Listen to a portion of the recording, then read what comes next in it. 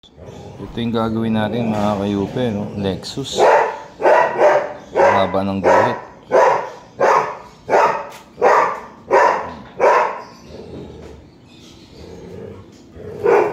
Tapos dito.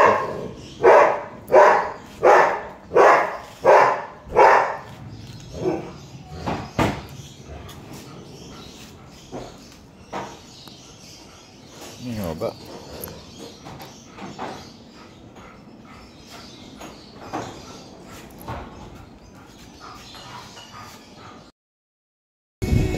Nakita nyo ang haba ng guhit na gagawin natin, eh.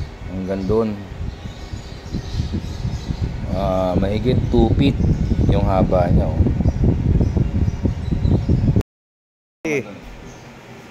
Ngayon guys, panibago na naman tools pakikilala ko sa inyo, no? Ito yung gagamitin natin. Yan, sa guhit. Ito yung papatay ng guhit. Lalo na to, ang haba, almost 2 feet yung haba ng guhit. Ito yung gagamitin natin tools. Bali, special tools din to. Pero modified ko lang ito sa yung fabrication. Yan. Tara, gawin natin.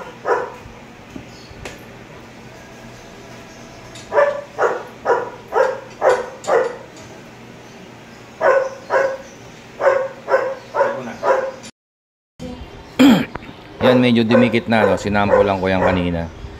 Pero nung hindi ko pa ginagawa, ayan, ganyan yan. Tsaka ito, magkahiwalay yung linya.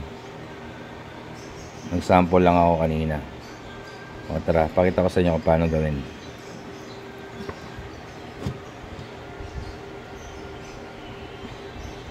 Ayan, ganyan.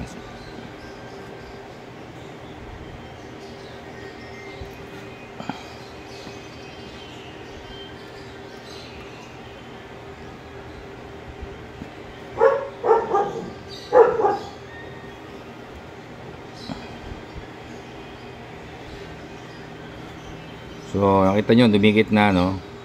Pupunta naman tayo dito sa panibagong hindi pa natin nagagawa. Yan. Kaso, bago tayo pumunta dyan, i-adjust natin to. Makita mo.